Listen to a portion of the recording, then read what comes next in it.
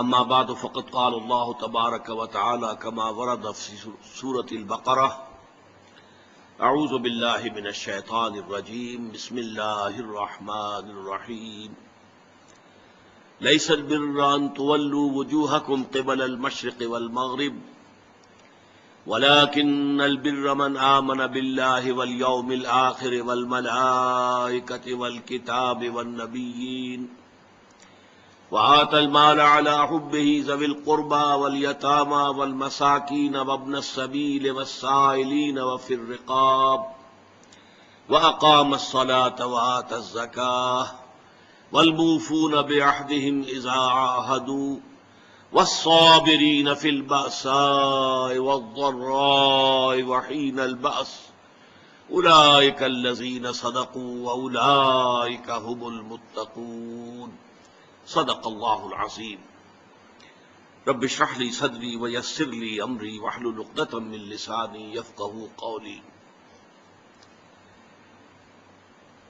آیہ بر کا ایک رواں ترجمہ بھی ہم پچھلی نشست میں کر چکے ہیں اور اس کے بارے میں 4 تمہیدی باتیں بھی آپ کے سامنے آ چکی ہیں۔ اختصار کے ساتھ انہیں ذہن میں تازہ کر لیں۔ یہ قرآن حکیم کی بڑی آیتوں میں سے ایک آیت ہے۔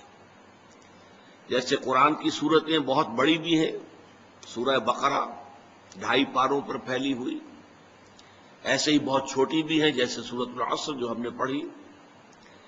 اسی طرح آیات بھی بہت بڑی بھی ہیں، بہت چھوٹی بھی ہیں، اور یہ تمام امور توقیفی ہیں کہ حضور کے بتانے پر معین ہوا کہ یہ آیت ہے، یہ سورت ہے۔ اب یہ جو آیت مبارکہ ہے قرآن حکیم کی 20 سورتیں اس سے چھوٹی ہیں، اور سورۃ العصر سے تو یہ تقریباً 3.5 گنا ہے اپنے حجم میں۔ دوسری بات یہ کہ یہ ہمارے اس منتخب نصاب کا موضوع ترین درس نمبر 2 ہے۔ سورۃ العصر میں نجات کے لیے 4 شرائط، 4 لوازم بیان ہوئے ایک لفظ میں، الا الذین آمنوا۔ یہاں اس ایمان کی تشریح ہو گئی، من آمن باللہ والیوم الآخر والملائکۃ والکتاب والنبیین۔ جیسے بند کلی جو تھی وہ کھل گئی، 5 پتیاں ظاہر ہو گئی۔ سورۃ العصر میں ایک نام ہے عمل الصالح، یہاں اس کے 3 بڑی شاخیں جو ہے سامنے آئی۔ انسانی ہمدردی، خدمت خلق، نمبر 2 عبادات، نمبر 3 معاملات انسانی میں ایفاء عہد۔ تیسری چیز جو ہے تواصی بالحق، اس کے ضمن میں یہاں کوئی معین لفظ نہیں ہے، لیکن وہ بھی انڈرسٹوڈ ہے، امپلائڈ ہے، وہ بعد میں واضح ہو جائے گا۔ چوتھی چیز کیا تھی سورۃ العصر میں؟ وتواصوا بالصبر۔ یہاں صبر کے 3 مواقع کا بیان ہو گیا، والصابرین فی الباساء والضراء وحین الباس۔ تنگی میں، فقر و فاقہ میں صبر کرنا، تکلیف میں، مذرت میں، کوئی پرسیکیوشن ہے، کوئی ٹارچر ہے، اسے جھیلنا، اور سب سے بڑی بات میدان جنگ میں ثابت قدم رہنا۔ یہ در حقیقت وہی سورۃ العصر جو ہے گویا کہ کھلی ہے، اور کھل کر اس نے ایک پھول کی شکل اختیار کی۔ تیسری بات یہ سامنے آ چکی کہ اس آیت کا موضوع کیا ہے۔ نیکی کے ایک محدود تصور کی نفی کرتے ہوئے نیکی کا ایک جامع ہواگیر تصور سامنے لانا، اور اس کے ضمن میں عرض کر چکا ہوں کہ یہ انسان کی ایک لازمی ضرورت ہے۔ برے سے برا انسان بھی کسی نہ کسی نیکی کا اہتمام کر کے اپنے ضمیر کو مطمئن کرتا ہے، اگرچہ میں برا ہوں، اگرچہ میرا معاملہ یوں ہے اور ایسا ہے، لیکن میں یہ بھی تو کر رہا ہوں نا۔ چنانچہ اس کے ضمن میں واقعہ یہ ہے کہ بڑا پیارا شعر ہے، ایک کسی غیر معروف شاعر کا ہے کہ بقدر پیمانہ تخیل سرور ہر شے میں ہے خودی کا، اگر نہ ہو یہ فریب پہم تو دم نکل جائے آدمی کا۔ یہ فریب پہم جو ہے انسان اپنے آپ کو دھوکہ دیتا ہے اپنی نیکیوں کے ذریعے سے، حالانکہ بالفعل اس کی پوری زندگی جو ہے بدی کا ایک مظہر بنی ہوئی ہے، برائیوں کے اندر بچھڑا ہوا ہے، لیکن یہ کہ کوئی نہ کوئی نیکی کا اہتمام انسان کرتا ہے۔ بہرحال اس پس منظر میں جامع تصور نیکی کہتے کسے ہیں، پھر اس کے جو مختلف مظاہر ہیں ان میں ترتیب کیا ہے، اولین اہمیت کس شے کی ہے، ثانوی کیا ہے، پھر تیسرے درجے میں کیا ہے، یہ اس آیہ مبارکہ کا موضوع ہے۔ پھر شان نزول یا اس کا پس منظر، تحویل قبلہ کا معاملہ، اگرچہ 2 رکوع جو ہے سورہ بقرہ کے 17واں اور 18واں، اس میں یہ حکم آیا بڑی تکرار کے ساتھ، لیکن 2 رکوع پہلے اس کی تمہید باندھ دی گئی تھی، للہ المشرق والمغرب فأینما تولوا فثم وجہ اللہ، مشرق و مغرب سب اللہ کے ہیں، جدھر بھی منہ کرو گے اللہ ہی کا رخ ہے۔ لیکن اس کے بعد بھی اگر کوئی ریزیڈیول ایفیکٹ رہ گیا، اس لیے کہ اس کو بہت بڑے پروپیگنڈے کی بات بنا لیا تھا یہودیوں نے، اور مسلمانوں میں کافی سادہ دل، سادہ لوح مسلمان بھی تھے، اور آپ کو معلوم ہے کہ جو اوس اور خزرج کے مسلمان تھے مدینے کے، اکثر و بیشتر 9 مسلم تھے، ابھی تازہ تو ایمان لائے تھے، ابھی وہ ایمان پورے طور سے ان کے دلوں میں جاگوزی نہیں ہوا تھا، لہذا ان کے دلوں میں اس پروپیگنڈے سے تشویش پیدا ہوئی۔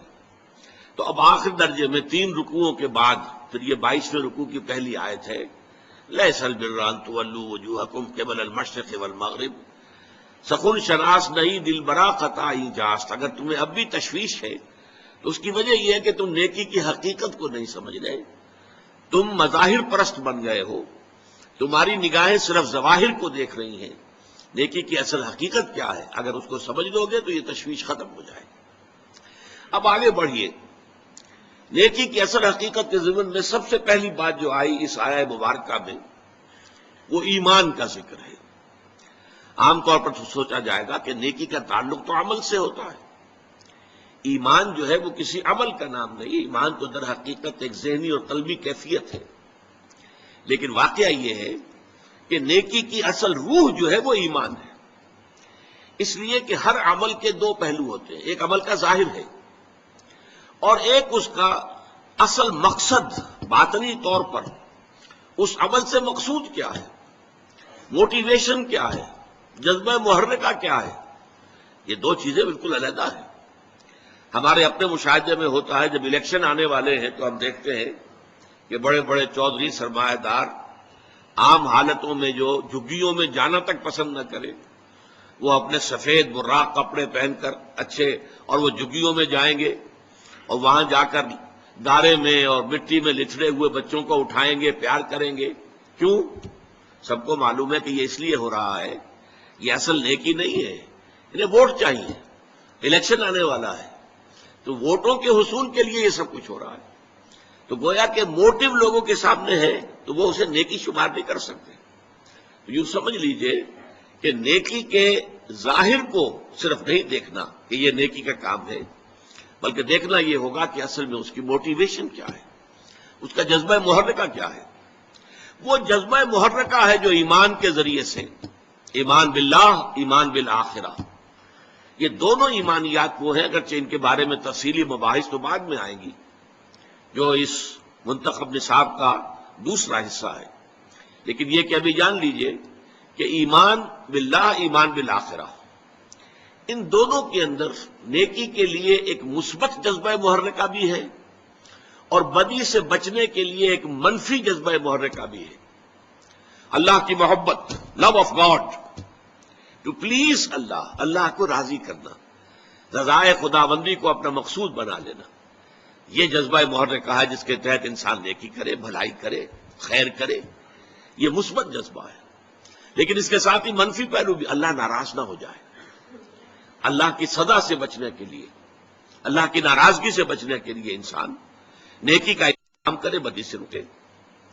اسی طرح جذبہ آخرت جو ہے، ایمان بالآخرہ، تو جنت کی طلب میں نیکی کا کام کرنا اور دوزخ سے بچنے کے لیے بدی سے بچنا، تو گویا کہ ایمان بالآخرہ اور ایمان باللہ دونوں میں مثبت پہلو بھی ہے، منفی بھی ہے۔ لیکن عام طور پر ایمان باللہ کا جو تذکرہ ہوتا ہے وہ منفی جذبے، مثبت جذبے کی حیثیت سے ہوتا ہے۔ اللہ کی محبت، والذین آمنوا اشد حبا للہ، جو واقعتاً صاحب ایمان ہے ان کے اندر شدید ترین تمام محبتوں سے زیادہ قوی محبت اللہ کی ہوتی ہے۔ تو اللہ کی محبت کے تحت کوئی کام کرنا اور صرف آخرت کے جزا کے لیے اور آخرت کی سزا سے بچنے کے لیے کرنا، اگر یہ جذبہ محرکہ نہیں ہے تو چاہے کوئی عمل کتنا ہی بڑا نیکی کا عمل نظر آتا ہو، وہ نیکی نہیں ہے، ہمیں دیکھنے میں نیکی نظر آئے گی. ایک شخص نماز پڑھ رہا ہے لیکن اس کا جذبہ محرکہ کیا ہے؟ وہ لوگوں کو دکھانا چاہتا ہے، اپنے تقویٰ اور دینداری کا روب گاٹنا چاہتا ہے. لہذا یہ نماز پڑھنے کا فعل بھی اللہ کے نزدیک شرک ہے. من صلی یرائی فقط اشرک، حضور نے فرمایا جس نے نماز پڑھی دکھاوے کے لیے، ریاکاری کے لیے، اس نے شرک کیا. ومن صام یرائی فقط اشرک، جس نے دکھاوے کے لیے روزہ رکھا اس نے شرک کیا. ومن تصدق یرائی فقط اشرک، جس نے خیرات اور صدقہ اور لوگوں کے لیے جو ہے کوئی ان کی امداد کے کام کیے دکھاوے کے لیے، اس نے شرک کیا. بظاہر نیکی کے کام ہے، چوٹی کے کام ہے، نماز بھی، روزہ بھی، صدقہ بھی، لیکن یہ کہ اللہ تعالیٰ انہیں شرک قرار دے رہا. کیوں؟ کہ وہ جذبہ محرکہ پیچھے جو ہے وہ صحیح نہیں ہے. وہ لوگوں کو دکھانا ہے، لوگوں پر اپنی نیکی کا اور دینداری کا روب گاٹنا ہے. اس اعتبار سے نیکی کی بحث میں اولین بحث ایمان کی آئی ہے. وَلَٰكِنَّ الْبِرَّ مَنْ آمَنَ بِاللَّهِ، اصل میں تو نیکی اس کی ہے جو سب سے پہلے ایمان لائے اللہ پر، والیوم الآخر، اور قیامت پر. یعنی اللہ کی محبت سے کمتر درجے میں اگر کوئی قابل قبول جذبہ محرکہ ہے تو اخروی جزا ہے. دنیا میں اس کام کا کوئی اجر مطلوب نہ ہو. اگر آپ کوئی کام کر رہے ہیں دنیاوی اجر کے لیے تو وہ کاروبار ہے. اب ظاہر بات ہے دکاندار دکانداری کر رہا ہے تو دنیاوی اس کو منافع مطلوب ہے، اسی کے لیے بیٹھا ہوا ہے، کوئی حرام کیا نہیں ہے.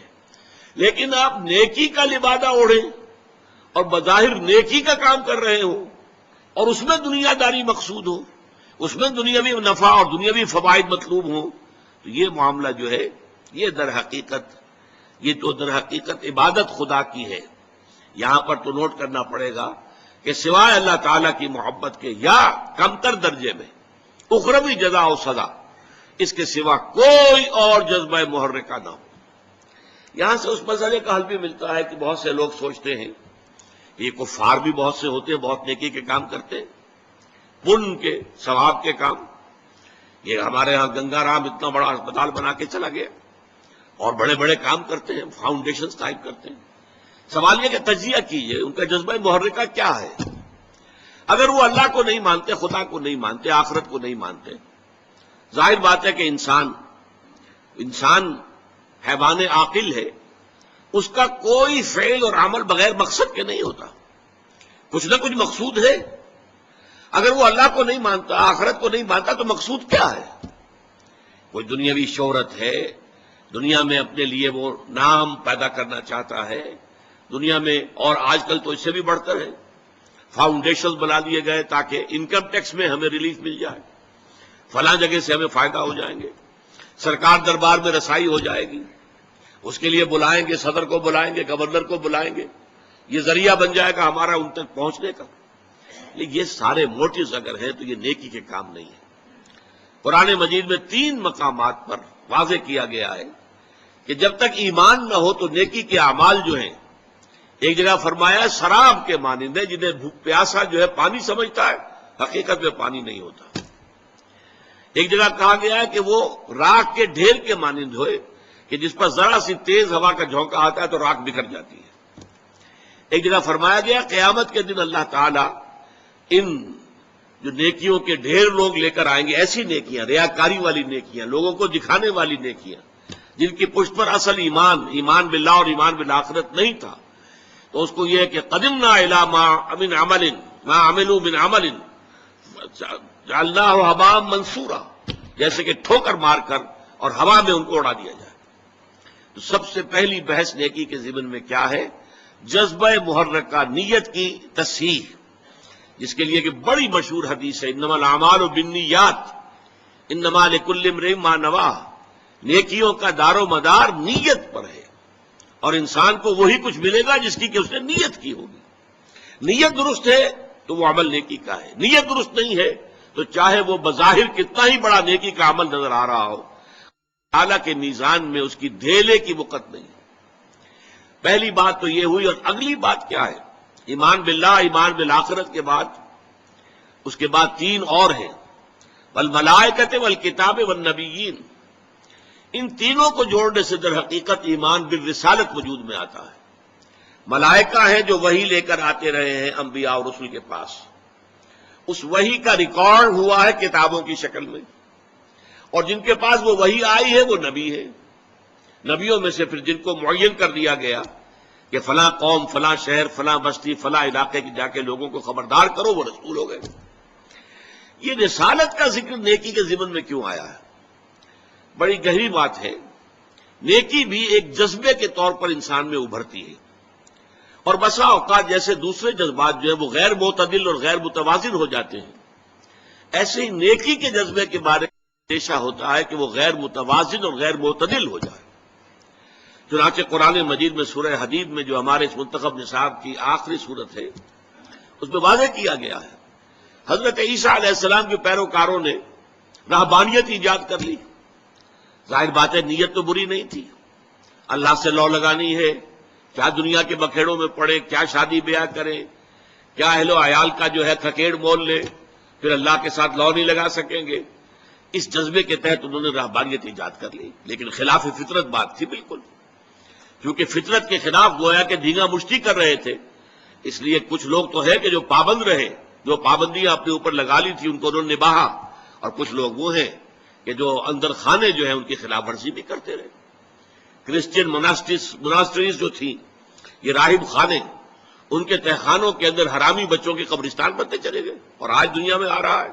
رومن کیتھولکس پیس کے بارے میں جو ان کا کچا چٹھا آج پوری دنیا میں ٹیلی ویژن کے ذریعے سے عام ہو رہا ہے۔ ابھی کل ہی کی خبر تھی کہ ایک بہت بڑے اس نے بشپ نے استعفیٰ دیا ہے اپنا، اور پوپ نے اس کا استعفیٰ بھی منظور کر لیا ہے۔ یہ سب کچھ کیوں ہو رہا ہے؟ کہ تم فطرت کے خلاف چلنا چاہتے ہو۔ لہذا نیکی کے لیے ایک ماڈل کی بھی ضرورت ہے کہ جس کے حوالے سے انسان دیکھے کہ نیکی کا جذبہ کس حد تک رہنا چاہیے۔ بسا اوقات انسان میں جذبہ ابھرتا اپنا سب کچھ اللہ کی راہ میں دے دوں، لیکن یہ جذبہ جو ہے ہو سکتا ہے کچھ ہی عرصے کے بعد آپ پر پچھتاوا طاری ہو جائے، یہ میں کیا کر بیٹھا۔ حضور کی زندگی کے حیات مطہرہ کے متعدد واقعات ہیں کہ ایک صحابی آتے ہیں، میں اپنا سب کچھ اللہ کی راہ میں دے دینا چاہتا ہوں۔ حضور نے فرمایا نہیں، تم اپنی اولاد کو فقیر بنا کر چھوڑ کے جانا چاہتے ہو دنیا سے؟ انہوں نے عرض کیا اچھا میں آدھا دیتا، نہیں آدھا بھی بہت زیادہ ہے۔ پھر عرض کیا اچھا تہائی؟ ہاں تہائی قبول ہے۔ یہ تہائی ہی وہ ہے جس کے لیے انسان کو اختیار ہے کہ وہ اپنی جائیداد میں جو بھی ترکہ ہے اس میں وصیت کر سکتا ہے کسی کے لیے۔ باقی حصہ جو ہے 2/3 وہ وارثوں کا ہے، اس کے لیے جو بھی حصے مقرر کر دیے اللہ نے اسی کے مطابق تقسیم ہوگا۔ تو تہائی کو حضور نے قبول کر لیا۔ اس میں استثناءات ہوتی ہیں۔ حضرت ابوبکر رضی اللہ تعالیٰ عنہ ایک مستثنا شخصیت تھے۔ اسی طرح غزوہ تبوک کا واقعہ جو ہے وہ بھی ایک بہت مستثنا موقع تھا۔ اس پر یقیناً حضرت ابوبکر کا تمام مال جو بھی ان کے پاس تھا وہ سارا حضور نے قبول کر لیا، لیکن یہ عام حالات میں نہیں۔ عام حالات میں کہ اعتدال ہو، معتدل روش ہو۔ چنانچہ صحابہ کرام میں سے بھی بعض کے اندر عبادت کا جذبہ اتنا ابھرا، یہ بخاری شریف کی روایت ہے، اور 3 اشخاص نے آپس میں یہ طے کیا کہ چلے ذرا ازواج مطہرات جو حضور کی بیویاں ہیں امہات المومنین، ان سے چل کر معلوم کرتے ہیں حضور مہینے میں کتنے روزے رکھتے ہیں نفلی، اور کتنی رات کا کتنا حصہ آپ عبادت کرتے ہیں۔ اب گئے ازواج مطہرات نے جو کوئی حقیقت تھی بتا دی۔ حضور کی زندگی تو کھلی کتاب تھی، اس میں کوئی شے چھپی ہوئی نہیں تھی، کوئی راز نہیں تھا۔ انہیں وہ کچھ کم معلوم ہوا کہ حضور کا مقام اور مرتبہ، اور صرف یہ کہ فرض کیجئے رات کے 2 گھنٹے آپ عبادت کر رہے ہیں، باقی آپ آرام بھی کرتے ہیں۔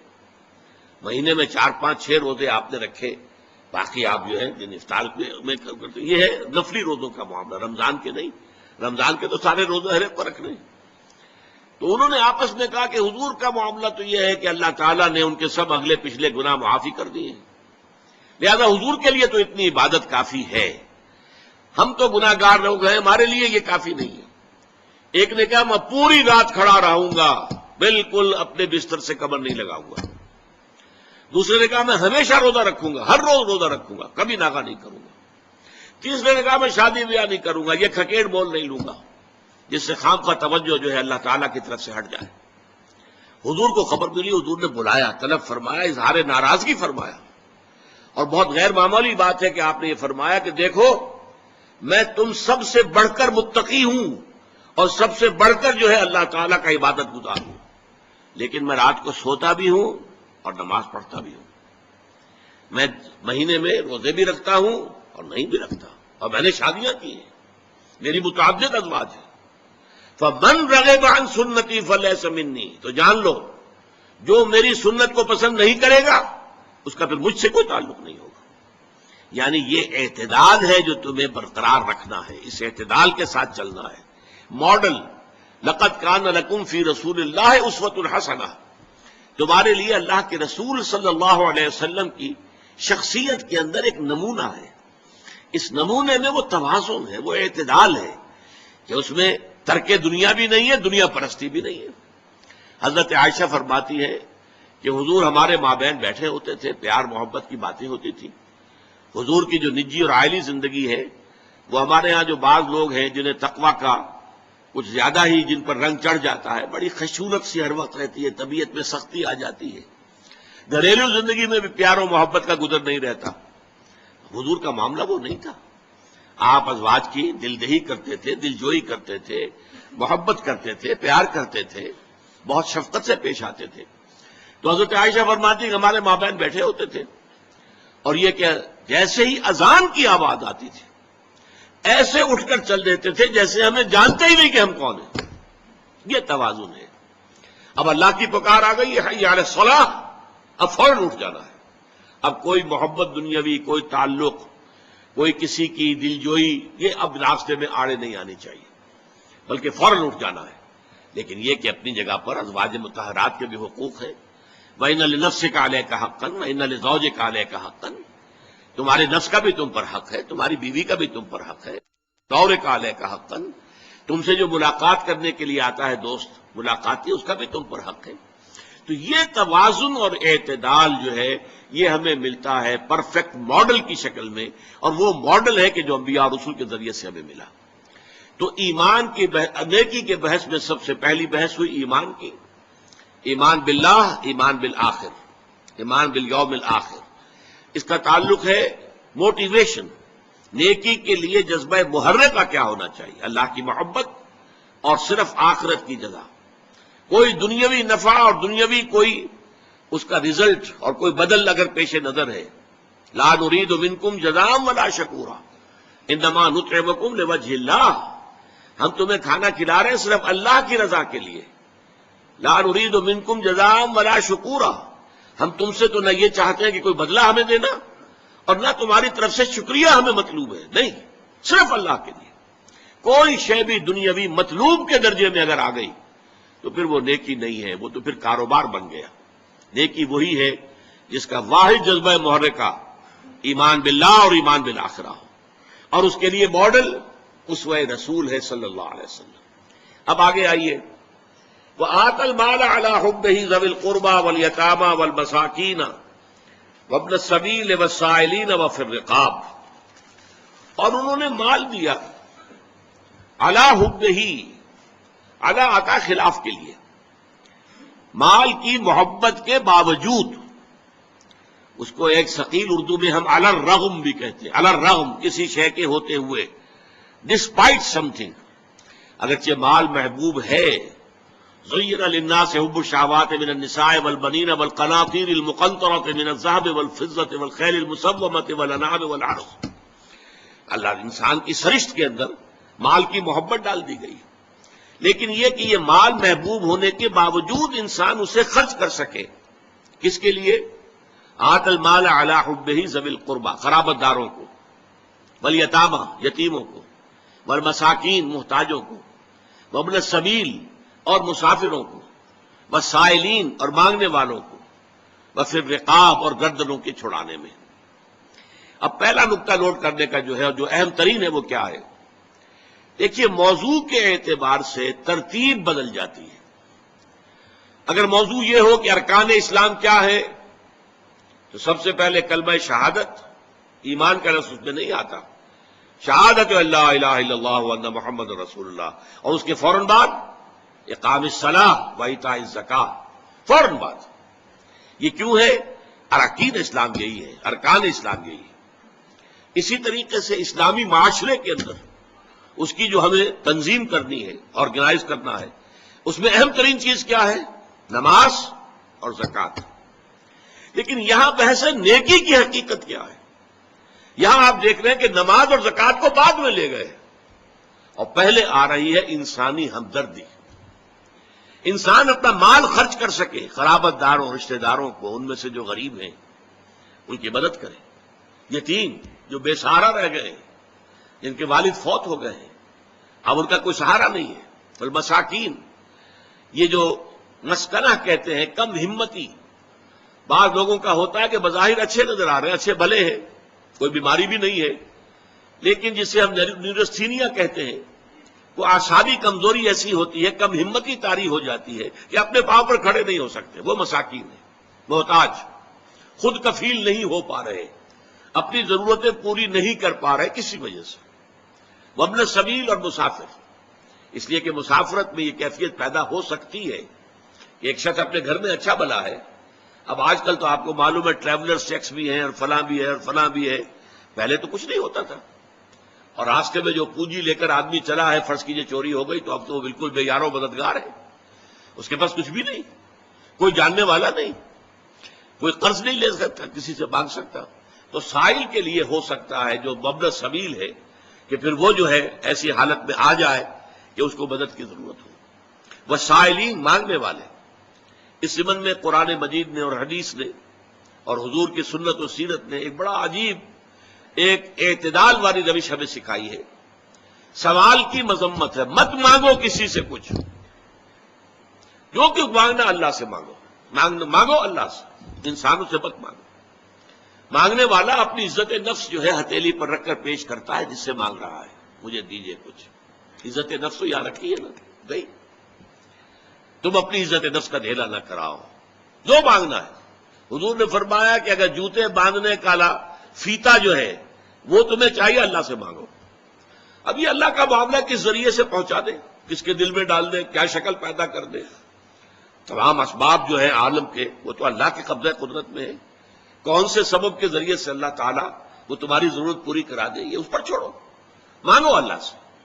انسانوں کے سامنے دست سوال دراز مت کرو، لیکن دوسری طرف اگر کوئی اپنی ہتھیلی آپ کے سامنے کر ہی دے تو اسے ٹھوکر مت مارو، اس نے عزت نفس جو ہے اپنی ہتھیلی پر رکھ کر آپ کے سامنے رکھ دی ہے۔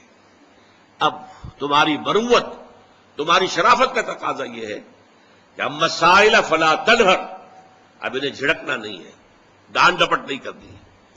اگرچہ ہمارے آج کل کے معاشرے میں جو پروفیشن بن گیا بیگری کا، اس میں بسا اوقات جو ہے پیچھا چھڑانا مشکل ہو جاتا ہے، اور واقعہ یہ ہے کہ ان کی اگر مدد کی جائے، اب کیا ہے، وہ آپ نے 1 روپیہ دے دیا تو بعض لوگ سمجھتے ہیں شاید بہت بڑا، میں نے حاتم طائی کی قبر پر لات مار دی، روپیہ دے دیا، لیکن یہ تو اصل میں انسٹیٹیوشن آف بیگری کو آپ نے سپورٹ کیا۔ لیکن یہاں بھی آپ معذرت کریں، کچھ بھی کریں، کسی طریقے سے آپ اگر نہیں دینا چاہتے نہ دیں، ٹھیک ہے، لیکن ڈانٹنے کا آپ کو حق نہیں ہے، جھڑکنے کا آپ کو حق نہیں۔ اما السائل فلا تنہر، بلکہ یہ بھی آیا ایک حدیث میں کہ تم دو، کچھ نہ کچھ دو، سائل کا ہاتھ خالی نہ لوٹاؤ۔ یہاں تک ایک حدیث میں الفاظ ہیں سائل کو ضرور دو، خواہ وہ گھوڑے پر سوار ہو کر تمہارے پاس آیا ہو۔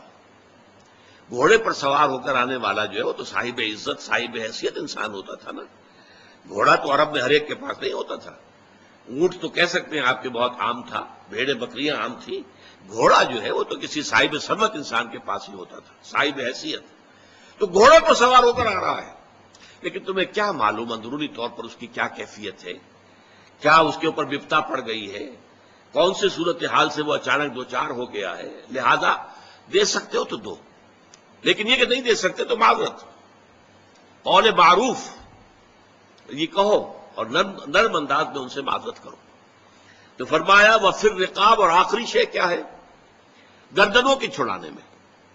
گردنوں کا چھڑانا پچھلے زمانے میں کیا ہوتا تھا، غلاموں کا آزاد کر دینا، کئی غلام ہے بیچارہ آپ نے اپنے پیسوں سے خریدا اور آزاد کر دیا، جیسے حضرت ابوبکر صدیق رضی اللہ تعالیٰ عنہ نے متعدد غلاموں اور کنیزوں کو اپنے پیسے سے خرید کر آزاد کر دیا، جن میں سب سے بڑا نام حضرت بلال کا ہے رضی اللہ تعالیٰ عنہ، ابو فقیہ کا ہے رضی اللہ تعالیٰ عنہ، کئی جو ہے وہ کنیزیں تھیں جن کو کہ خریدا ہے، آزاد کیا۔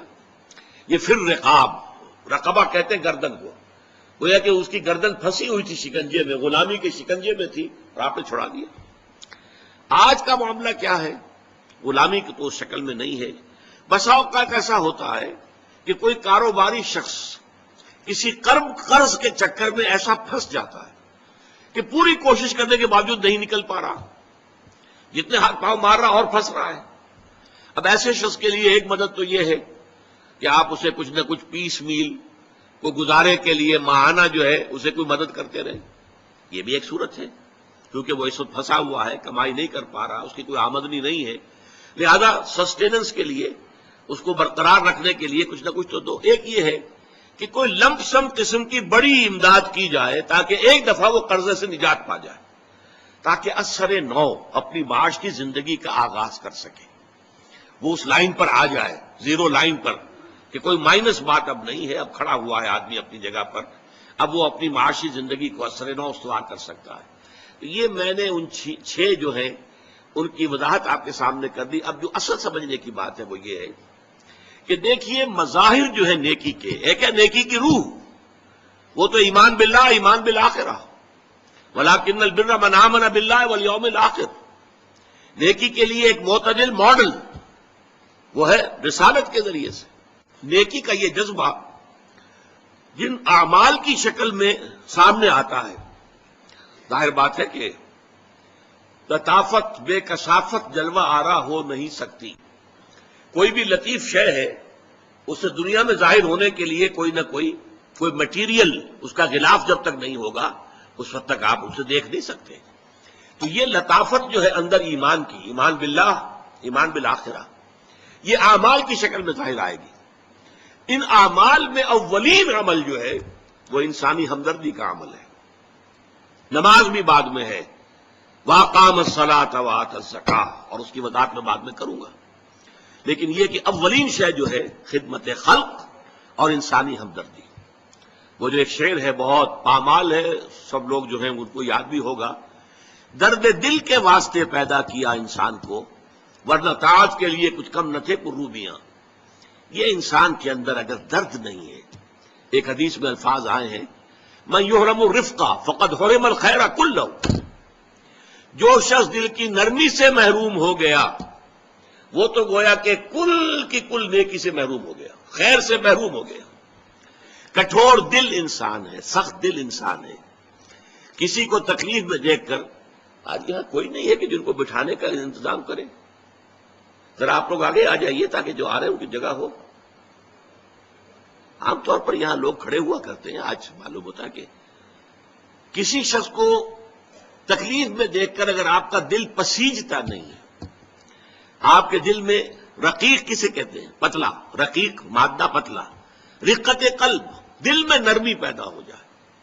دل میں نرمی اگر پیدا نہیں ہوتی ہے تو پھر جان لیجئے، میں ایک بہت سخت بات کہنے لگا ہوں، ایک شخص عالم ہو سکتا ہے، مفتی ہو سکتا ہے، فقیہ ہو سکتا ہے، مفسر ہو سکتا ہے، محدث ہو سکتا ہے، عابد ہو سکتا ہے، زاہد ہو سکتا ہے، نیک نہیں ہو سکتا اگر انسانی ہمدردی کا مادہ اس کے دل میں نہیں ہے۔ بات سمجھ لیا آپ نے پوری؟ یہ ہے ترتیب کے اندر مضمر۔ نماز اور زکوٰۃ کا ذکر بعد میں، وَآتَى الْمَالَ عَلَىٰ حُبِّهِ ذَوِي الْقُرْبَىٰ وَالْيَتَامَىٰ وَالْمَسَاكِينَ وَابْنَ السَّبِيلِ وَالسَّائِلِينَ وَفِي الرِّقَابِ، یہ پہلے آ رہا ہے۔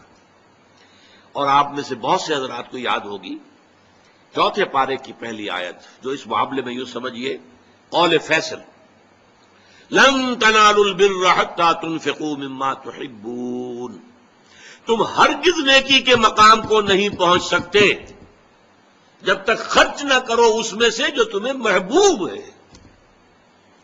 اگر آپ کا مال ایسا ہے جو دل سے اتر گیا ہے، کپڑے بوسیدہ ہو گئے ہیں دے دیے غریب کو، جوتے ٹوٹ گئے دے دیے کسی کو، یہ نہیں ہے، یہ نیکی نہیں ہے۔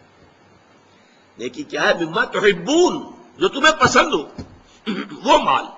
لن تنالوا البر، یہ نوٹ کر لیجیے جنہیں عربی سے کوئی تھوڑا سا بھی کوئی مس ہے کہ لام اور نون کے ساتھ جو نفی آتی ہے فعل مضارع کے اندر، اس سے زیادہ تاکیدی نفی نہیں. لن تنالوا البر، ہرگز نہیں پہنچ سکتے نیکی کے مقام کو، حتی تنفقوا مما تحبون، جب تک کہ تم خرچ نہ کرو اس میں سے جو تمہیں پسند ہو.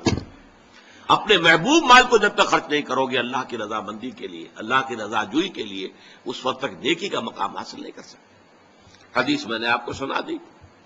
من یحرم الرفق، رفق کہتے ہیں دل کی نرمی، اسی سے لفظ رفیق بنا ہے. رفیق وہ ہیں جو آپس میں ہمدرد ہیں، غم گسار ہیں، ایک دوسرے کا درد بانٹنے والے ہیں، ایک دوسرے کے دکھ کو اپنے دل میں محسوس کرنے والے ہیں. میں نے ہمدردی کی وضاحت پچھلی نشست میں کی تھی. ہمدردی، ہم جماعت، ایک جماعت میں پڑھنے والے، ہم عصر، ایک زمانے کے لوگ. ہمدرد وہ جن کا درد جو ہے وہ کامن ہے، مشترک ہے، ایک کے درد کو دوسرا محسوس کر رہا ہے. خنجر چلے کسی پہ تڑپتے ہیں ہم امیر، سارے جہاں کا درد ہمارے جگر میں ہے. یہ ہے در حقیقت نیکی کی اصل روح. میں پھر دوہرا رہا ہوں، جس میں یہ نہیں ہے. جو بخیل ہے، جو کٹھور دل ہے، جو سخت دل ہے، وہ عابد ہو سکتا ہے، زاہد ہو سکتا ہے، مفسر ہو سکتا ہے، محدث ہو سکتا ہے، فقیہ ہو سکتا ہے، مفتی ہو سکتا ہے، لیکن نیک نہیں ہو سکتا. یہ قرآن کا فتویٰ ہے، لن تنالوا البر حتی تنفقوا مما تحبون. پھر اس میں ایک بات اور نوٹ کیجئے، اس میں ترتیب بھی لازمی ہے. سب سے پہلا حقدار جو ہے آپ کے نیک سلوک کا وہ آپ کے قرابت دار ہیں. الاول فالاول، الاقرب فالاقرب. ہمیشہ قرآن مجید میں سب سے پہلے ذی القربى، وآت ذی القربى حقہ والمسکین وابن السبیل ولا تبذر تبذیرا. یہ بھی ہمارے منتخب نصاب کی آیت ہے سورہ بنی اسرائیل کی. اور تم حق ادا کرو جو ذی القربى ہیں، قرابت دار ہیں، رشتہ دار ہیں. یہ خاص طور پر بات کیوں کہی جاتی ہے؟ عام طور پر قرابت داروں میں، قریبی رشتہ داروں میں شکر رنجیاں ہوتی ہیں. اب فلاں جو ہے، فرض کیجئے کہ کوئی چھوٹا بھائی فوت ہو گیا یا بڑا بھائی فوت ہو گیا ہے. اب دوسرا بھائی جو ہے اچھا ہے، جو فوت شدہ بھائی ہے اس کے حالات اب خراب ہیں، بیوہ ہے، بچے ہیں، کوئی ذریعہ معاش نہیں ہے، اور یہ شخص جو ہے وہ صاحب ثروت ہے، صاحب دولت ہے. یہ اوروں کو تو خیرات دے گا، اپنے یتیم بھانجا اور بتیجوں کو نہیں دے گا. کیوں؟ انہوں نے یہ کیا تھا، انہوں نے یہ کیا تھا، انہوں نے فلاں وقت یہ کہہ دیا تھا، وہ بھابھی نے فلاں وقت جو ہے میرے ساتھ یہ معاملہ کیا تھا. اس حوالے سے شکر رنجیوں کی وجہ سے ان کو چھوڑ کر دور دراز جا کر ریوڑیاں بانٹی جائیں گی، لیکن جو اصل حقدار ہیں ان کو چھوڑ دیا جائے. اس کا تجزیہ کیجئے. اس کا مطلب ہے یہ اللہ کے لیے نہیں دیا جا رہا. اگر اللہ کا جذبہ ہو اللہ کو راضی کرنا، تو پھر تو دیکھو کہ اللہ نے سب سے پہلا حقدار کس کو بنایا. پھر تو دیکھنا ہوگا ترتیب اللہ کی. اللہ کی ترتیب میں تو آت المال علی حبہ ذوی القربى، ذوی القربى سب سے پہلے ہے. اس کے بعد یتامى ہے، مساکین ہے، وابن السبیل ہے، والسائلین ہے، وفی الرقاب ہے. لیکن اولین جو ہے وہ ذوی القربى ہے.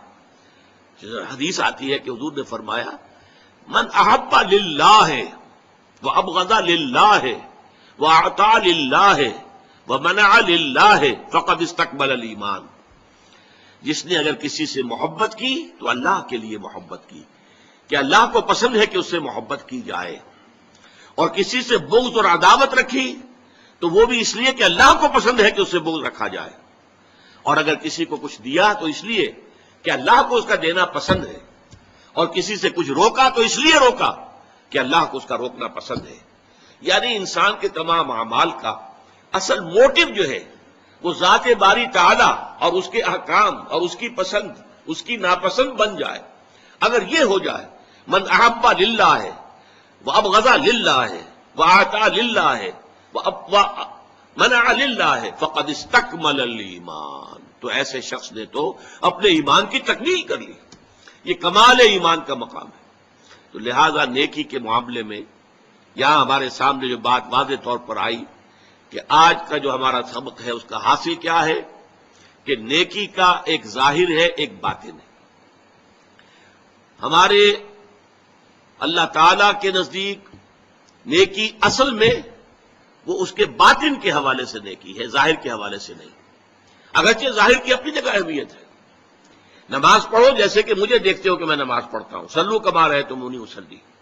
جیسے فرمایا کہ جب شمال کی طرف رخ کر کے نماز پڑھنے کا حکم تھا، تم نے پڑھی، یہ نیکی تھی۔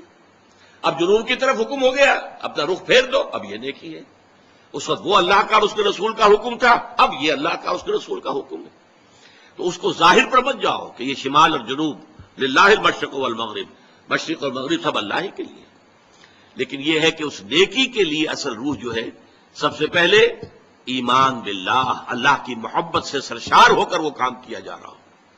اس میں تو اس حد تک اللہ کے رسول کی تربیت کا ایک واقعہ آپ کو سنا رہا ہوں کہ حضرت علی رضی اللہ تعالی عنہ سے ایک شخص کی باقاعدہ دو بدو جس کو کہتے ہیں ایک جنگ ہوئی، لڑائی ہوئی، اور آخر کار حضرت علی اس کے اوپر قابو یافتہ ہو گئے، زمین پر گرا لیا، سینے پر بیٹھ گئے اس کافر کے، اور اب اپنا خنجر بھونکنے والے تھے کہ اس نے نیچے پڑے ہوئے بھی تھوک دیا حضرت علی رضی اللہ تعالیٰ عنہ کے منہ پر۔ بے بس تھا، اور کچھ نہیں کر سکتا تھا، تھوک تو سکتا تھا۔ حضرت علی اس کو چھوڑ کر علیحدہ ہو گئے۔ وہ حیران ہوا، میں ان کے رحم و کرم پر تھا، میری تو بس ہو چکی تھی، میں کچھ بھی نہیں کرنے کے قابل تھا، پھر میں نے جس کو انگریزی میں کہتے ہیں to add insult to injury, میں نے ان کی توہین مزید کی کہ ان کے منہ پر تھوک دیا، تو اب تو اور زیادہ غصے کے ساتھ چاہیے تھا کہ یہ خنجر جو ہے بھونکتے میرے سینے میں، چھوڑ کے علیحدہ ہو گئے۔ پوچھا اس نے کہ یہ کیا باز رہا ہے؟ فرمایا دیکھو میری تم سے کوئی ذاتی مخاصمت نہیں، کوئی ذاتی دشمنی نہیں، میں تمہیں اپنی کسی ذاتی سبب پر میں قتل نہیں کر رہا تھا، صرف اللہ کے لیے، لیکن جب تم نے میرے منہ پر تھوک دیا تو میری عزت نفس جو ہے اس میں ایک ری ایکشن پیدا ہوا، اس عزت نفس کے اندر انتقام کا جذبہ ابھرا۔ اب اگر میں تمہیں قتل کرتا تو یہ صرف اللہ کے لیے نہ ہوتا، اس میں میرے ذاتی انتقام نفس کا عنصر بھی شامل ہو جاتا، اور یہ مجھے گوارا نہیں۔ اور وہ شخص اسی واقعے پر ایمان لے آیا۔ تو یہ ہے در حقیقت موٹیویشن، وَلَٰكِنَّ الْبِرَّ مَنْ آمَنَ بِاللَّهِ وَالْيَوْمِ الْآخِرِ وَالْمَلَائِكَةِ وَالْكِتَابِ وَالنَّبِيِّينَ وَآتَى الْمَالَ عَلَىٰ حُبِّهِ ذَوِي الْقُرْبَىٰ وَالْيَتَامَىٰ وَالْمَسَاكِينَ وَابْنَ السَّبِيلِ وَالسَّائِلِينَ وَفِي الرِّقَابِ۔ بارك الله لي ولكم في القرآن العظيم ونفعني وإياكم بالآيات والذكر الحكيم۔